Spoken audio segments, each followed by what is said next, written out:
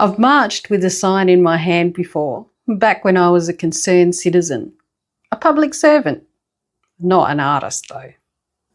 Just someone who couldn't stay quiet any longer. But lately, the questions are different. The fire's still there, but it burns in new places. It's not just what I might stand against now, it's also what I might create for. So here I am, wondering out loud, can art still change anything? Asking for a friend and maybe a revolution. Art has always been part of rebellion. Sometimes loud, sometimes subtle, sometimes absurd. There's Goya sketching the horrors of war with a raw, unforgiving truth.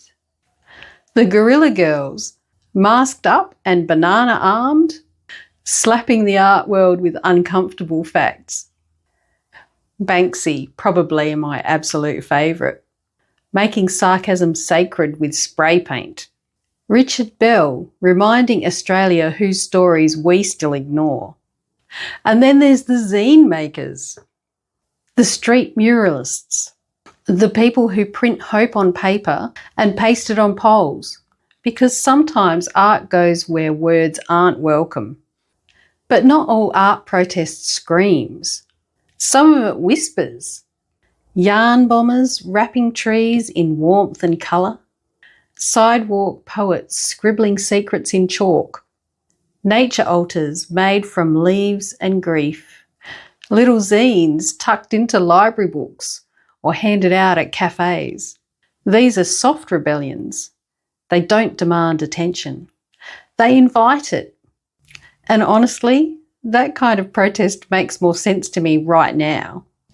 My first rebellious art urge happened a couple of years ago when I painted kind of a protest oil painting about how impermanent people and our structures are.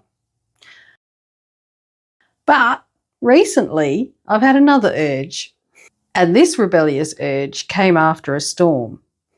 Our yard was full of rubbish, plastic packaging, random debris, and chip packets.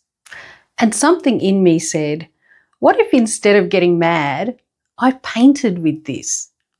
I haven't made that painting yet. I'm still collecting the rubbish. But I started looking at what people were doing with rubbish. And what I found was extraordinary.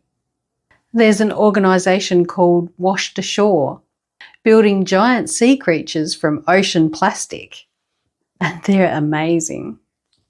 Anatsui, not sure whether I've said that right, and I apologise if I haven't, turning bottle caps and scrap metal into sacred tapestries. Vik Muniz, recreating masterpieces from landfill waste. And there's a documentary called Wasteland that's absolutely brilliant. Jane Perkins, making portraits from plastic toys and buttons. Sayaka Ganz, crafting animals out of discarded kitchen utensils. Mbongeni Buthelezi, and I've probably said that completely wrong. And he's painting with melted plastic. Amazing creations. Marina DeBris, making wearable protest from ocean trash. Pras, creating illusions that only form when you're in the right place. And Thomas Menninger, whose birds only appear when you're looking straight on. From the side, it's just rubbish. But look straight on and it's magic. It's a phoenix born from the chaos. And maybe that's what I'm chasing too.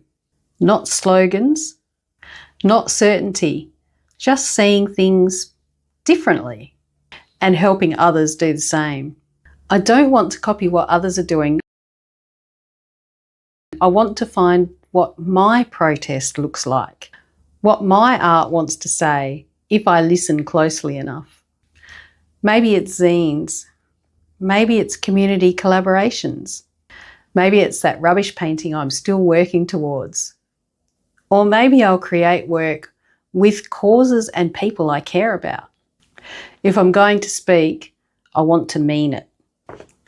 So no, I'm not spray painting Parliament, although sometimes I'd like to. Not performing in supermarkets, not yet anyway. But I am watching, listening, letting the fire stir beneath the surface. Because yes, I do think that art can still change things. Not everything, not all at once, but something, someone, a moment, a crack, a shift in how we see, and maybe that's where revolutions begin. The revolution doesn't always roar. Sometimes it rustles in the weeds. Can art still change anything? Maybe it already is.